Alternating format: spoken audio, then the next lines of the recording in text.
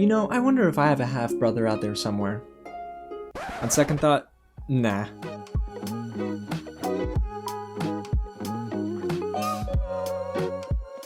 What's going on, you guys? James here with another Real Review, and today we're diving into a new comedy expected to hit theaters this Friday, December 4th, Half Brothers, directed by Luke Greenfield and starring Connor Del Rio and Gerardo Méndez. A special thank you to Focus Features for giving me a screener for a review, because, man, there are some redeeming qualities about this film, right? And then there are some that are just not very good. Now, before we get into what I liked and what I didn't like, guys, if it's your first time here on the channel, welcome to Real James, where I talk about movies early, just like this all the time. So if you want to be in the know, go ahead and hit the big red button below and subscribe to the channel and tap on the bell so you stay up to date with anything new that I drop. And if you haven't already, smash that like button, guys, and get loud in the comments and let me know if you're going to check this out, if you can safely, of course, and if not, let me know if this movie sounded good to you. Let's have a conversation about it. Now, this movie again is directed by Luke Greenfield, and his last movie was 2014's Let's Be Cops. Let's not talk about that movie, but what I was hoping for here is that maybe he would have learned from the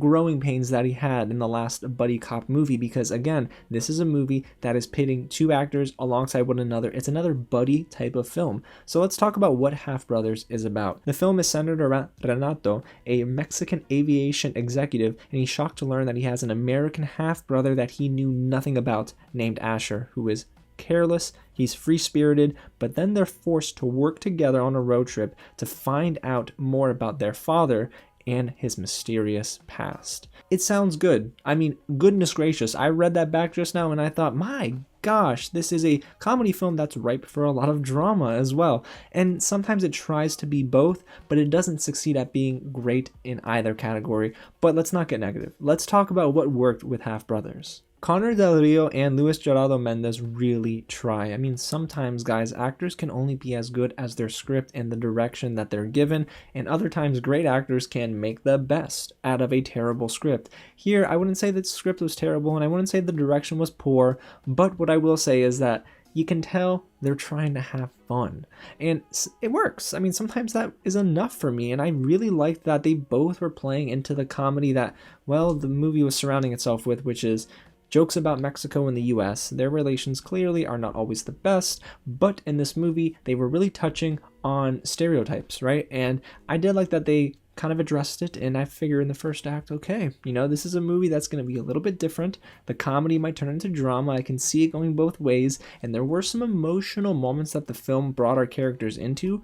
However, I don't think that the film did the best job at that. The movie is just unfortunately a little forgettable. We have seen this type of story before, and that's the thing. In the first act, it was trending in a direction which I thought was going to be a little unique for this film, but instead Half Brothers became, well, every other type of story like this. It's incredibly predictable. It's not as funny as I think it wanted to be, and it's just very familiar. And speaking of the humor, it's really forced. You have complete opposite lead characters, right? You have Asher, played by Connor Del Rio, who is very free-spirited. I mean, very much so, to where he gets a goat. And then you have Renato, who is played by Gerardo Méndez, and he is grounded, he's dealing with a lot of family trauma, and he has anger issues. Both of them should have played off of one another and really got into some good bits of comedy, but unfortunately, I don't think that they worked as well together, and their chemistry wasn't always there. It almost felt like they were reading their lines sometimes, and that's never a good thing. And then there are times where Connor Del Rio really tries to act, and gosh, overacting is something I'm starting to notice a little bit in some movies, and here he is just trying so darn hard to make us laugh, and maybe it's the writing, but gosh, when you're not laughing in a running joke for the entire course of the movie, enough is enough at some point. And like I said earlier, there's a lot of social commentary, but it's just very on the nose and not sewn into the story naturally. We get some very emotional scenes with Renato and Asher's father trying to go back to Mexico to see his family. It can be very, I don't know, disturbing. And I'm sure because there are some that are going to watch this and they've lived it, it might trigger something in them. But for me, a lot of the jokes eventually felt like they were becoming distracting from the overall plot. The story really does attempt to hit that home run as well at the end, but the build up to that final act wasn't worth the ride. Tonally, guys, this movie is all over the place.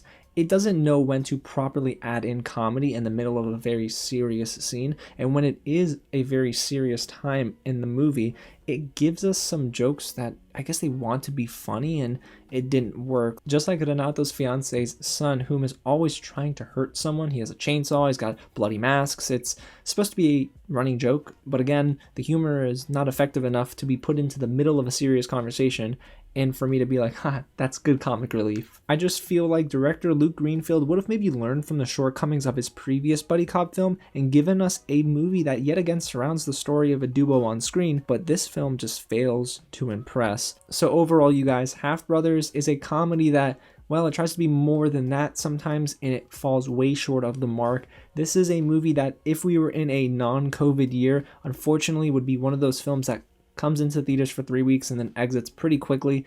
It's not a very powerful story. I feel like the concept of the story is better than the story itself, so the execution is an issue here, and I really wanted the leads here in this film to work. I wanted Connor Del Rio and Gerardo Méndez to be great on screen. They just weren't compatible enough, and I feel like they were both trying to do too much with their roles, and eventually their shticks got a little old.